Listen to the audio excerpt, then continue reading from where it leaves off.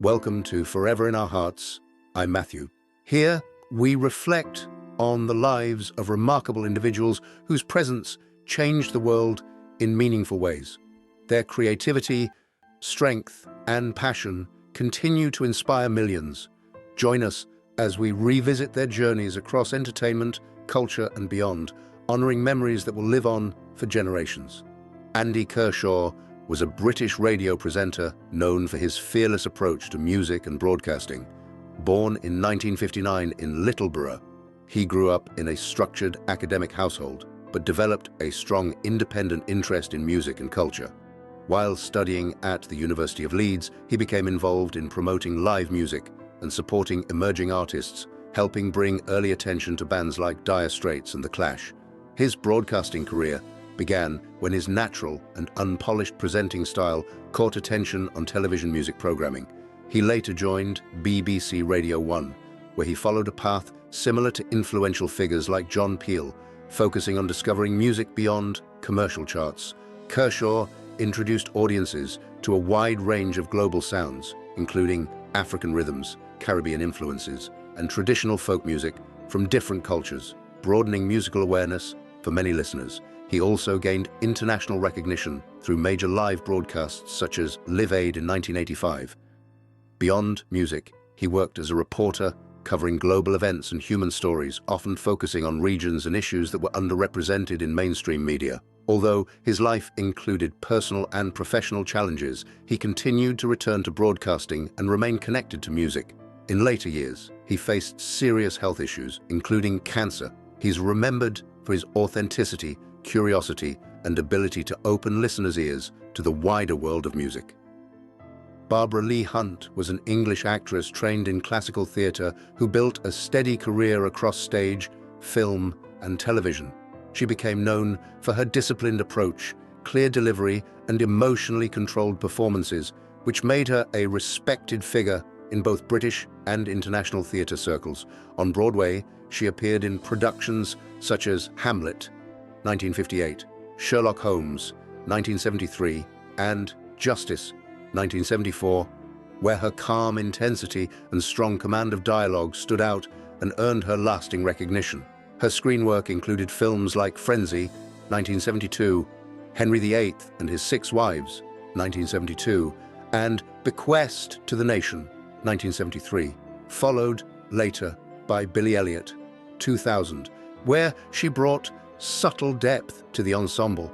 Rather than dramatic excess, her performances were often marked by restraint, allowing her characters to feel grounded and believable. Over the course of her career, she received major recognition, including an Olivier Award for Best Supporting Actress for An Inspector Calls, 1993, reinforcing her reputation for excellence in supporting roles. She passed away at the age of 88, with no publicly confirmed cause of death reported. Her work continues to be remembered for its elegance, precision, and quiet emotional strength across decades of British theatre and film. Christina Sandera, who shared a long and private relationship with actor and filmmaker Clint Eastwood, has passed away at the age of 61. The news was confirmed by Eastwood, who spoke about her in simple, heartfelt words, describing her as a kind and caring person who meant a great deal in his life. He shared that her absence will be deeply felt and remembered with sadness. The couple had been together for about a decade and were known for keeping their relationship away from public attention. Despite Eastwood's worldwide fame, they chose a quiet and low-profile life together. They were occasionally seen at film premieres and industry events, but mostly stayed out of the spotlight, valuing privacy over publicity. No official information about the cause of her passing has been made public, and many details remain undisclosed. Those close to the situation have respected the family's request for privacy during this difficult time. Clint Eastwood, now in his 90s, continues to be one of Hollywood's most respected figures, with a career spanning more than 7 decades as both an actor and director. Throughout his later years, Sandera remained a steady and supportive presence in his life, sharing a quiet bond away from public attention. Herby Flowers, born Brian Keith Flowers on May 19, 1938, was a highly skilled and versatile British musician whose work quietly shaped the sound of modern popular music. He was known for his mastery of bass guitar, double bass, and tuba, and for his ability to adapt smoothly across different musical styles, whether rock, pop, or orchestral sessions. Over the years, he worked with several well-known groups, including Blue Mink, T-Rex, and Sky. But much of his influence came from behind-the-scenes studio work as a session musician. He contributed to recordings by major artists such as Elton John, David Bowie, and Paul McCartney, building an extraordinary reputation in the industry and reportedly playing on hundreds of hit records. One of his most iconic musical moments was the unforgettable bass line on "Walk on the Wild Side" by Lou Reed, which remains instantly recognizable even today. His playing style combined simplicity with creativity, making even small musical parts feel essential to the whole song. Herby Flowers passed away at the age of 86, with further details about his passing not publicly shared. His legacy continues through the countless recordings he helped shape, and his influence is still felt among musicians who study his distinctive approach to bass. Tony Wilson, co-founder and bassist of Hot Chocolate, has died at the age of 89. He passed away peacefully at his home in Trinidad on April 24th.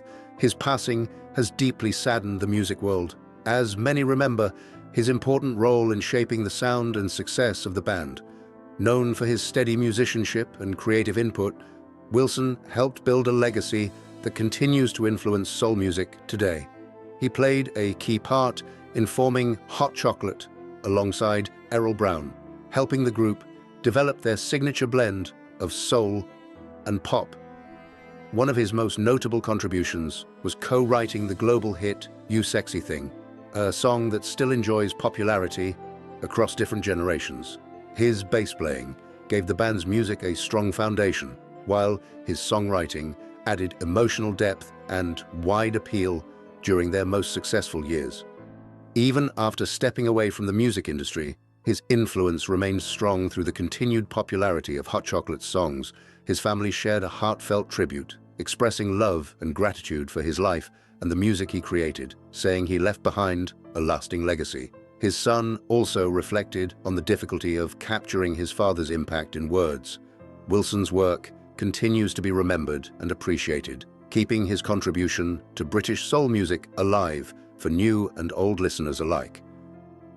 Dolly Parton was born in 1946 in a small one-room cabin deep in the Smoky Mountains of Tennessee, into a family where poverty wasn't occasional, but a constant condition shaping every part of life.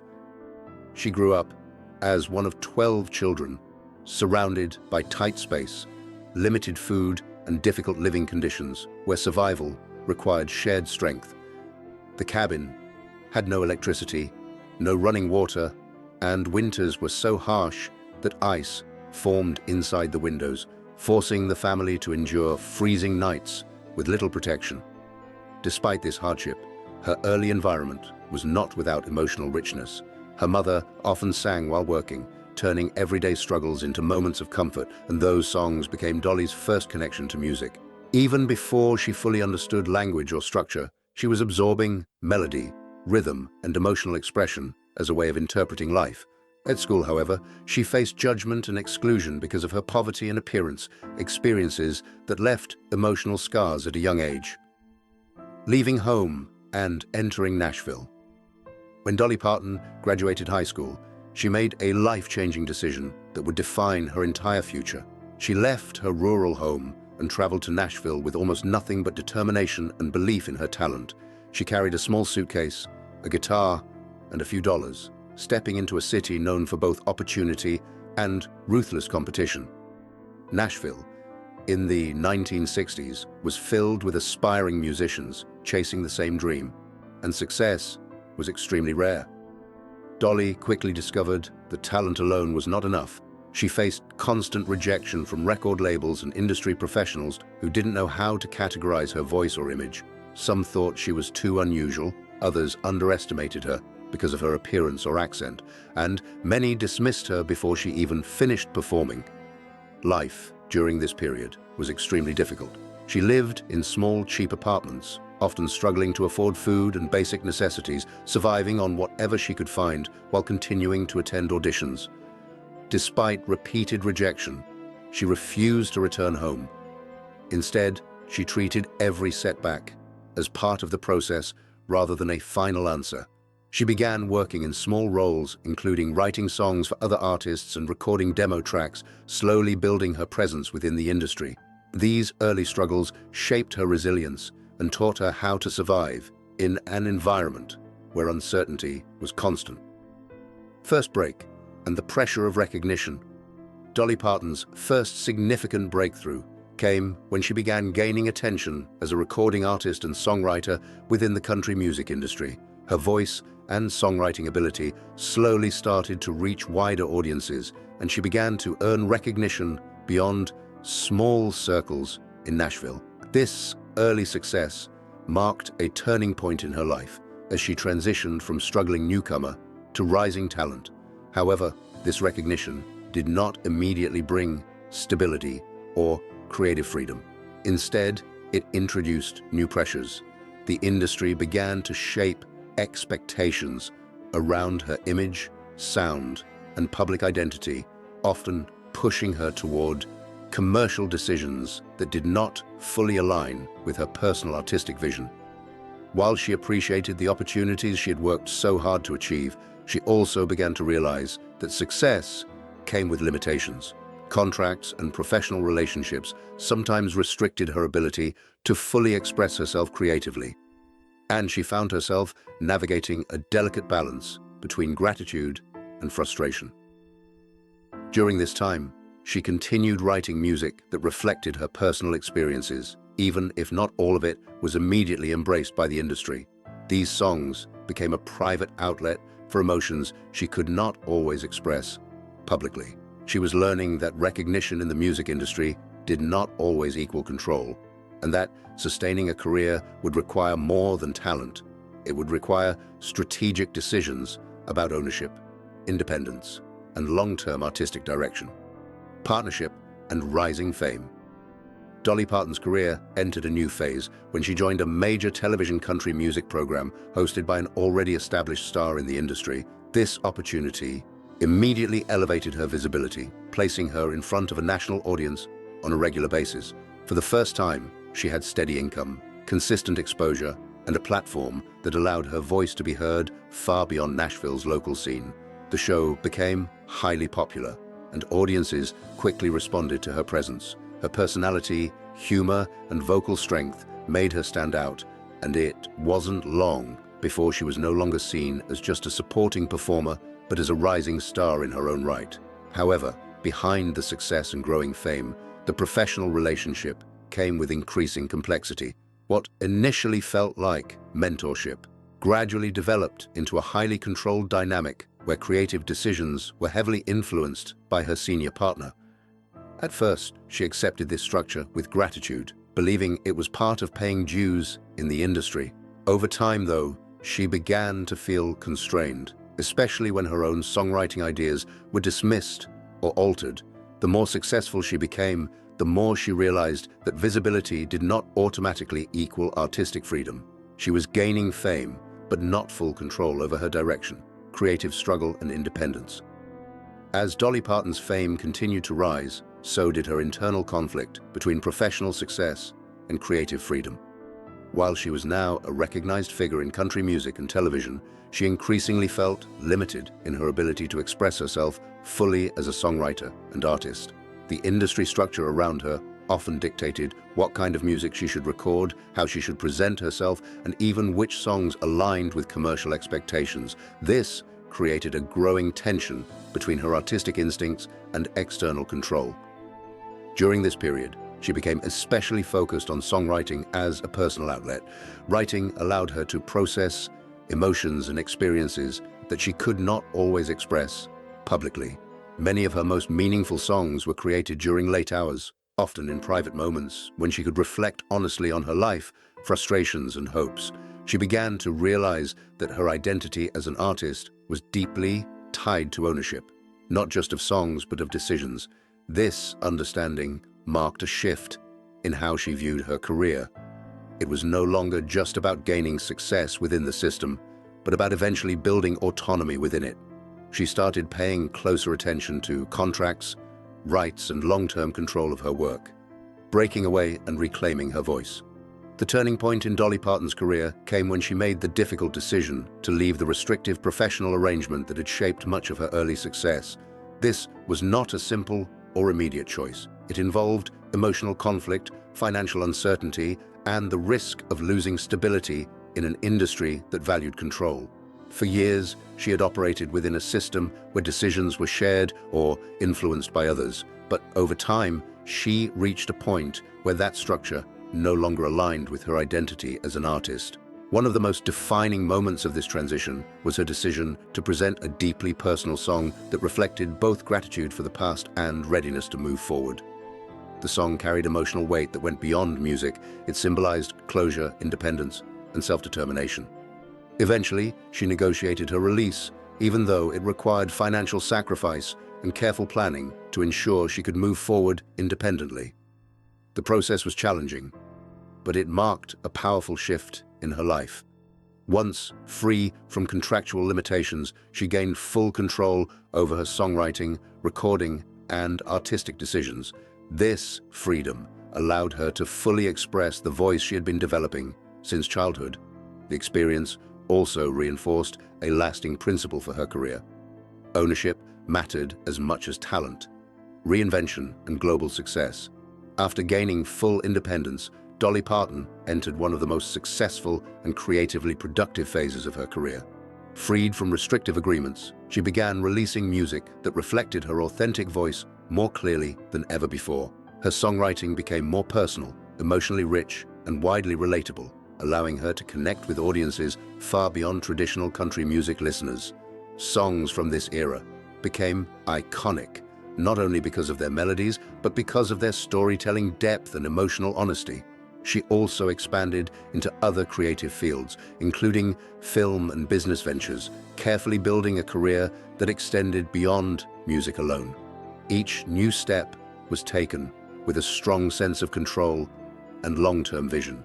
She was no longer just performing within the industry, she was shaping her own place within it. This period also marked her transformation into a global cultural figure. Her ability to cross genres and appeal to diverse audiences helped solidify her status as an international icon.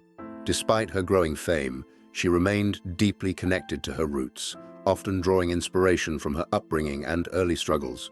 Her success was not built on sudden luck, but on years of persistence, learning, and strategic independence.